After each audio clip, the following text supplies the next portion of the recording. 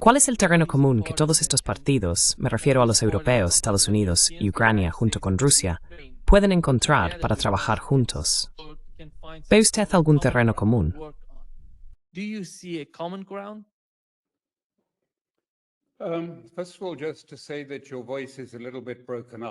En primer lugar, solo decir que tu voz se escucha un poco entrecortada, pero es suficiente. Sí, pero tenemos que ser claros sobre lo que ocurrió en Anchorage, en Alaska. Y en gran medida, eso se ha pasado por alto porque la gente ha tratado este asunto como de costumbre, desde un enfoque racional occidental y secular. ¿Cuál es la estrategia? ¿Qué se ha acordado? ¿Cuáles son los puntos que se han pactado? Y creo que, en cierto sentido, no ven el bosque por los árboles, o más bien, los árboles por el bosque, porque están pasando por alto las cosas que sucedieron en Alaska. Y por cierto, lo más importante es de carácter psicológico, no racional ni mecánico.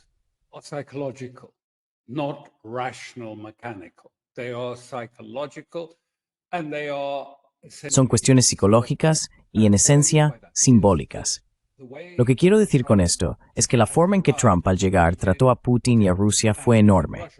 Durante todos estos periodos, desde hace muchos años, los europeos han impuesto lo que llaman un cordón sanitario. En otras palabras, un boicot a Rusia. Rusia entra, los delegados rusos entran en una sala para hablar y todos los europeos se levantan y se van. No escuchan, no oyen. Para ellos, Rusia es, si se quiere, como mucho una entidad criminal, quizás también un criminal de guerra. Y así han creado una especie de valla alrededor de Rusia de demonización, no solo demonización, sino desprecio hacia Rusia como Estado y hacia Putin como persona.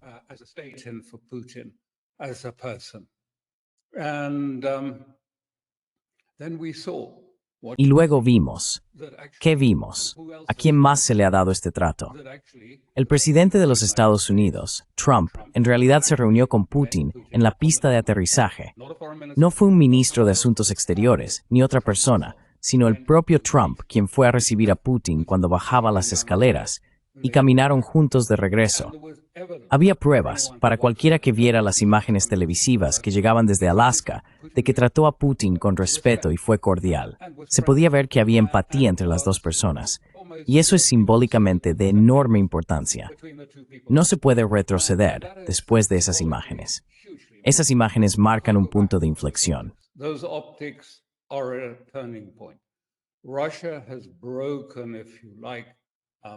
Rusia ha roto, por así decirlo, ese cordón sanitario que los europeos habían impuesto. Quiero decir, todavía hay sanciones y aranceles, por supuesto, pero el aislamiento real, el boicot a Rusia, no tiene sentido después de ver al presidente de Estados Unidos invitándole al país y recibiéndole con todos los honores, dándole la mano, saludándole de manera muy amistosa y abierta.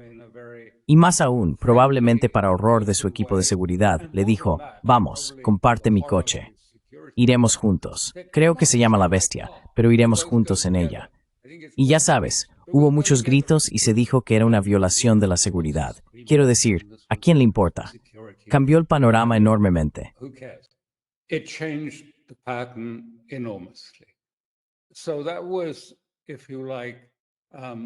Así que eso fue, por así decirlo, lo primero al respecto. Ahora, lo que diría, aquí es donde entro, si se quiere, en los aspectos más psicológicos del asunto, es que Trump, de alguna manera, se ha convertido en una figura mítica.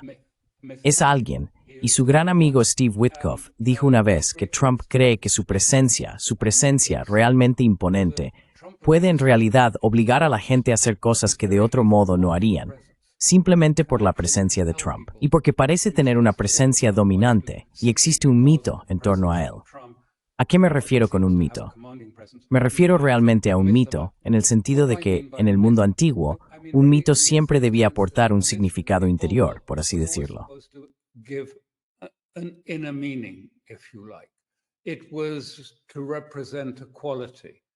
Era para representar la igualdad, algo que era más que simplemente normal. Y todos podemos ver, quiero decir, es obvio, incluso para los occidentales más racionales, que la carrera de Trump no es la de un político normal. Ya sabes, enfrentado intentos de asesinato, han intentado descarrilarlo. Siempre ha regresado, casi, ya sabes, en los momentos más inesperados. ¿Cuántos casos legales hubo en su contra? incontables. Y aún así volvió.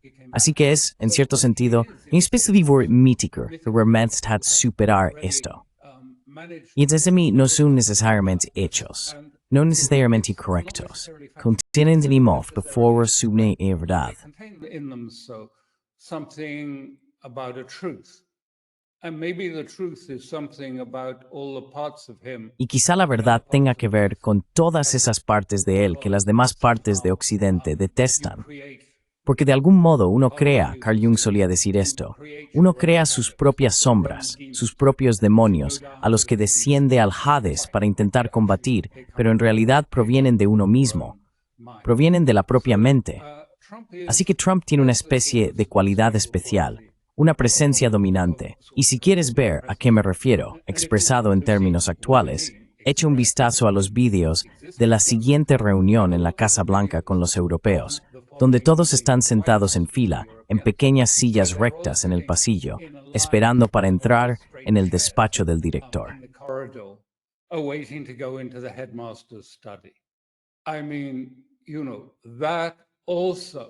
Quiero decir, ya sabes, eso también es una óptica que va a cambiar la realidad. Es una óptica.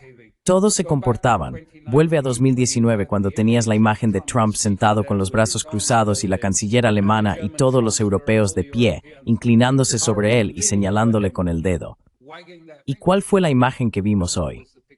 Una especie de escolares sentados en sillas frente al escritorio Resolute, después de que les permitieran entrar desde el pasillo. Me recuerda a mis días en la escuela preparatoria, yendo al despacho del director.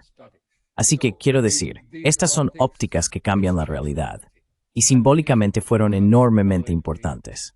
Pero hay otra cosa, y creo que eso explica mucho.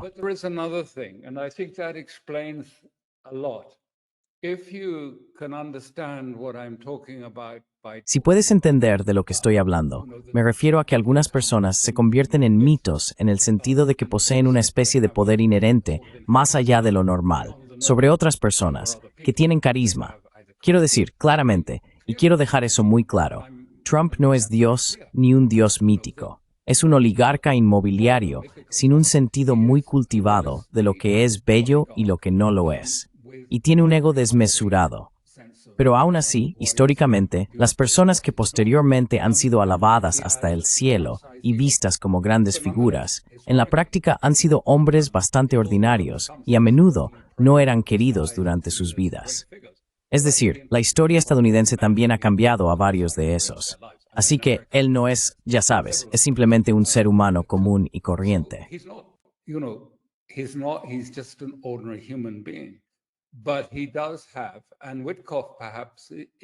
Pero él sí tiene, y quizás Witkoff tiene razón. Quiero decir, como digo, solo hay que ver lo que ocurrió en la Casa Blanca en los últimos días para ver a todos los europeos inclinándose sí señor, delante de él. Y a eso me refiero con mítico. Sin embargo, y este es el segundo punto que realmente quiero destacar, ¿quién estaba mandando? ¿Quién te parece que era realmente una figura claramente dominante en Anchorage? Fue Putin. Putin también tiene algunas de esas cualidades míticas. Quiero decir, era una persona completamente diferente, una figura completamente distinta a la de Trump. El carácter es diferente. Pero sí tenían, y creo que en cierto sentido, este es el vínculo, si se quiere, que existe entre Trump y Putin, que Trump reconoce a Putin como un igual, como un par, una persona también con cualidades míticas.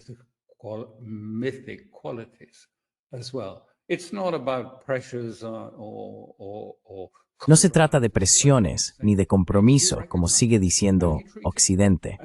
Es que él lo reconoció y lo trató en consecuencia. Y ahí quedó. Quiero decir, mira el contraste entre los europeos, que estaban como sentados en fila en la Casa Blanca. Y cuando llegó la rueda de prensa, ¿quién tomó la iniciativa? No fue Trump. Fue Putin quien habló primero, habló con mucha confianza y con total control de la situación. Estaba cómodo, tenía presencia. Lo dejamos ahí y creo que esto es algo que existe entre ellos. Y por eso digo que es algo que, ya sabes, tenemos que intentar tener en cuenta para entender esto. No solo de manera racional, oh sí, Putin y Trump se reunieron y bla bla bla, esto es lo que salió de ahí. No, salió algo más que eso. Algo que realmente ha cambiado toda la estructura. the whole fabric. And what came out of it? Y lo que surgió de esto también fue muy importante y muy simbólico, porque lo que salió de aquí no fue un plan, no fue una especie de acuerdo detallado en el que tienes un papel con 20 puntos en absoluto. Pero lo que resultó, creo que se podría llamar un entendimiento o un marco de entendimiento y de intereses comunes que surgieron de esto. Entonces, ¿cuál fue el acuerdo básico?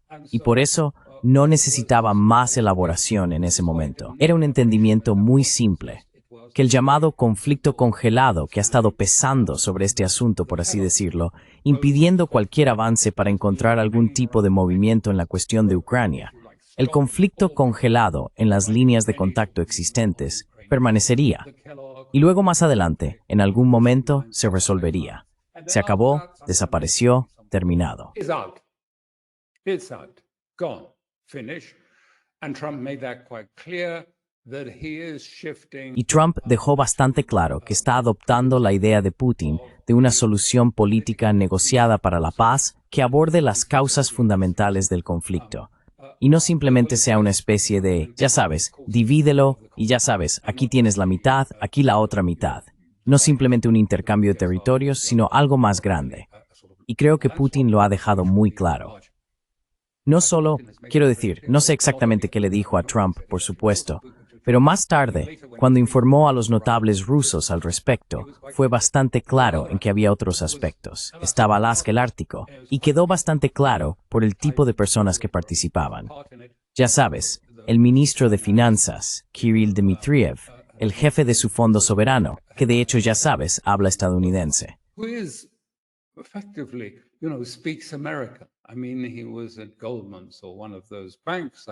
Quiero decir, él estaba en Goldman, o en uno de esos bancos. Creo que es Goldman Sachs. Así que sabe cómo hablarle a Trump y a Witkoff en el lenguaje que ellos entienden y les gusta. Y había otros. Y ya sabes, lo que salió de ahí es, y justo antes de la reunión, por cierto, Trump firmó una orden ejecutiva que retrocedía y de alguna manera trataba el tema de la participación de Exxon en un campo ártico como un movimiento preparatorio. Pero es lo que Putin le está diciendo a Trump. Mira, el Ártico, tierras raras, petróleo, gas. Quiero decir, todo esto, podemos explorarlo juntos y eso te dará, quiero decir, puedes tener Groenlandia también si la quieres, pero hay miles y miles de millones reales para Estados Unidos potencialmente en eso. Pero también necesitamos mirar la arquitectura de seguridad más amplia de Europa.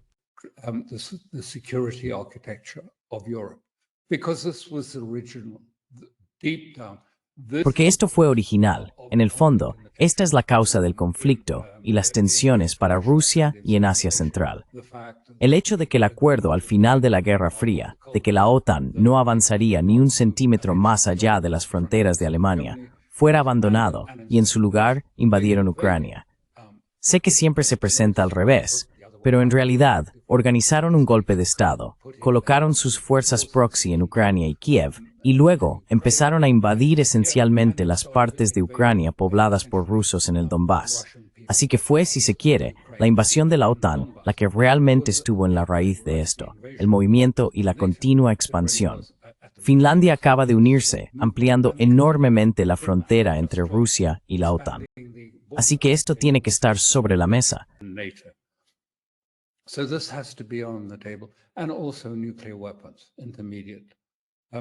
Y también las armas nucleares, los misiles de alcance intermedio. Putin se toma esto muy en serio. Lo sé porque le he escuchado personalmente hablar sobre ello en una ocasión. Quiero decir, yo estaba en una sala cuando él hablaba, y se lo toma muy en serio, y con razón, porque realmente es un asunto muy grave, especialmente el de los misiles de corto y medio alcance, pero también el tratado START, que está a punto de expirar dentro de poco. Entonces, ¿cuál es el acuerdo? El acuerdo es que, en realidad, esto beneficia a Trump porque el asunto era tan intratable que él dudaba en volver a implicarse en Ucrania. Ya sabes, la semana antes de que Witkoff fuera y organizara esta reunión, él realmente dudaba en hacerlo porque es tan intratable.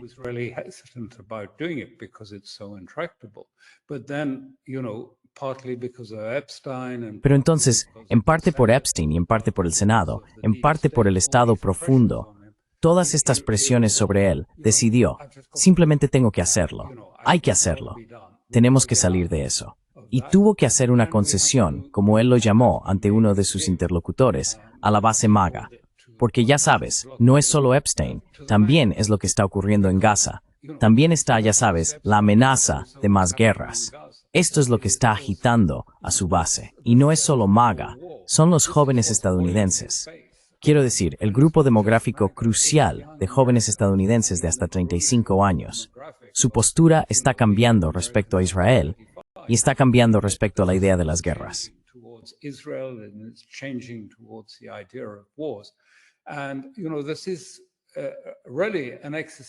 Y ya sabes, esto es realmente una cuestión existencial para Trump con las elecciones de mitad de mandato acercándose, porque solo tiene, creo, un margen de 3 en ambas cámaras, en el Congreso, en el Senado y en la Cámara de Representantes. Quiero decir, eso puede cambiar. $300 millones gastados aquí, 300 millones gastados allá por la oposición. ¿Quién sabe cuál será el resultado?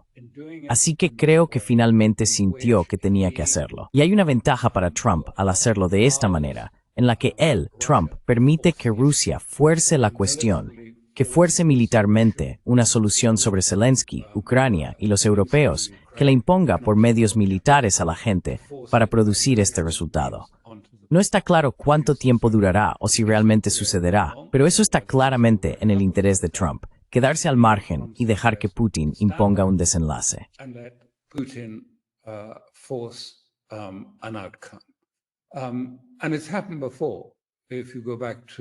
Y esto ya ha ocurrido antes, si retrocedes a 1944, hace mucho tiempo. Pero esto es lo que pasó con la guerra con Finlandia. Finalmente, el ejército soviético forzó un desenlace, hubo un acuerdo y se cedió una cierta cantidad de territorio, etcétera, etcétera. Así que creo que Trump ve esto como una ventaja. Y entonces el acuerdo, si es que se le puede llamar así, pero en realidad es solo un marco intelectual. No está desarrollado, no hay detalles al respecto. Simplemente creo que Trump dijo, escucha, impulsa esto, provoca un desenlace en Ucrania porque de otra manera no ocurrirá. Quiero decir, con un conflicto congelado, ¿dónde está la solución ahí? No va a suceder. Así que Trump en efecto está diciendo, me salgo, me voy, me aparto de esto, te lo dejo a ti, puedes hacerlo, y yo a mi manera gestionaré a los europeos y al Senado y todo eso.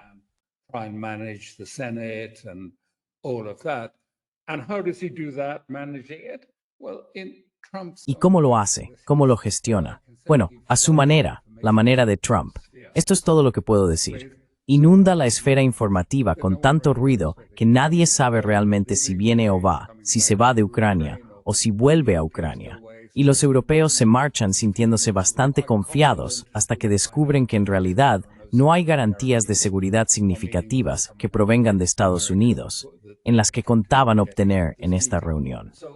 Así que quiero decir, creo que está intentando gestionar estas presiones sobre él. Y esto también es importante para Putin, porque ya sabes, Putin tampoco está exento de presiones, y tiene presiones de quienes le rodean. Y ya sabes, hay muchos rusos leales a Putin, pero que temen que sea empujado o forzado a un Minsk III.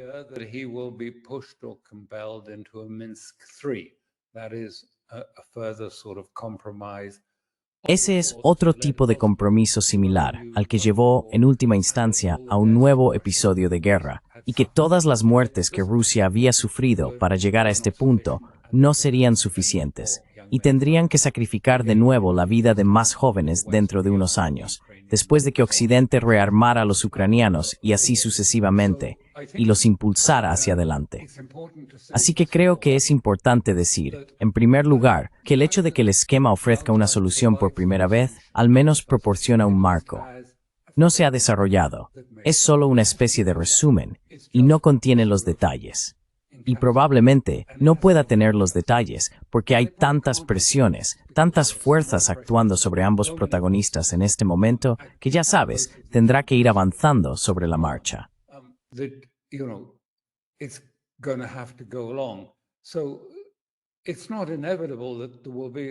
Así que no es en absoluto inevitable que haya un éxito.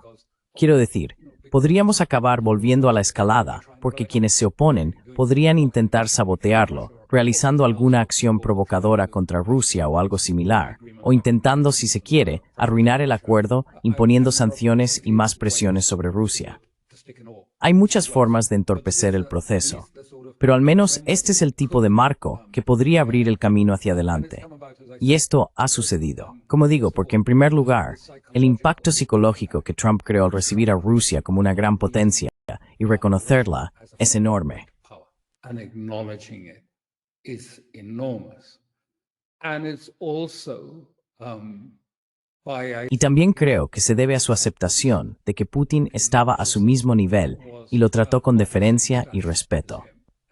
Eso ha sentado las bases para un cierto grado de confianza entre los dos. Si es suficiente o no, una de las grandes dificultades con Trump es que es tan caprichoso. Esto forma parte de su carácter. Es decir, dice una cosa y casi lo echa todo a perder cuando va a la Casa Blanca y empieza a decir, bueno, no descartaría tropas sobre el terreno en Ucrania. Y, ya sabes, sí, habrá algún tipo de fuerza de seguridad estadounidense, lo que obliga a Rubio a ir detrás de él diciendo, escuchad, calma, todos tranquilos, no va a haber tropas sobre el terreno.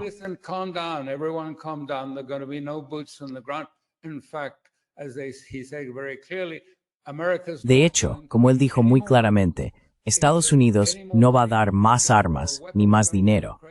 Si van a llegar a armas a Ucrania, depende de los europeos. Si va a haber garantías de seguridad, los europeos tendrán que darlas por su propia cuenta. Estados Unidos puede coordinar un poco, pero no va a respaldar esto, que es el punto clave, porque todos los europeos saben que no pueden hacerlo. No pueden realmente entrar en Ucrania como fuerzas de paz o lo que sea si no sienten que tienen un respaldo, que Estados Unidos vendrá a apoyarlos. Y eso se dijo muy claramente. De ninguna manera vamos a respaldaros en esto. ¿Queréis hacerlo?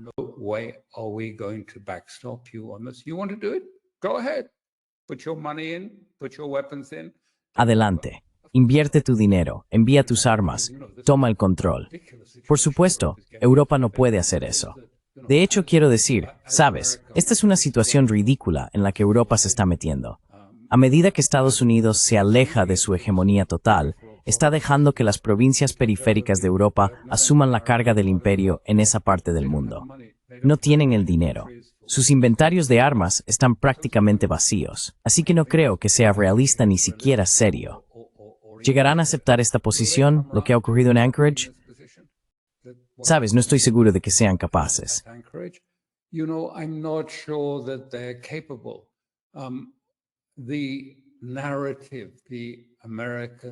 La narrativa estadounidense-europea de que nosotros somos fuertes, ellos son débiles, está tan arraigada en gran parte del discurso y el pensamiento occidental que la mayoría de la gente ni siquiera tiene, ya sabes, los hechos. Los hechos que siguen repitiendo tienen que encajar con la narrativa de estamos ganando, ellos están perdiendo. Y por eso va a ser muy, muy difícil para los europeos, especialmente para los europeos, aceptar esto, aceptar que no, estamos perdiendo. Eso va a ser profundamente difícil y tendrá grandes consecuencias políticas, por lo que están en un estado de desesperación y yendo como niños a Washington para intentar ver si pueden hacer que Trump cambie de postura.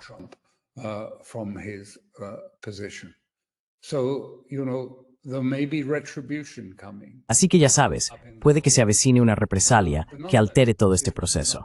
Pero aún así, si no hay una retirada ucraniana del Donbass, la guerra continúa. Si no hay ningún cambio, ninguna aceptación política por parte de Zelensky y de Kiev, entonces la guerra continúa. Y esa es realmente la perspectiva que tenemos y quizás el resultado más probable, que la guerra simplemente continúe. Quiero decir, obviamente hemos llegado a un momento crítico con lo que está ocurriendo en Pokrovsk y esa especie de línea fortificada de ciudades en el Donbass que claramente se está desmoronando y rompiendo. Y sospecho que eso tendrá un impacto profundo en Ucrania.